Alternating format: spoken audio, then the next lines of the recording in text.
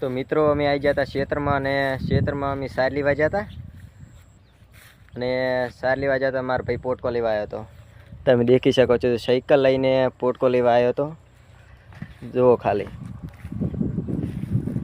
એને ખાય એટલે એને સાર લીધી છે. તમે દેખી શકો છો. આ મારું ખેતર છે. ફૂલ મગફળી બધી વાવેલી છે. લા હેડ ને હેડ ફટોફટ લા.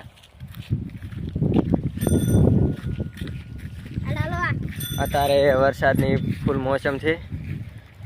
વાદળો ચારેકોર થઈ ગયા છે.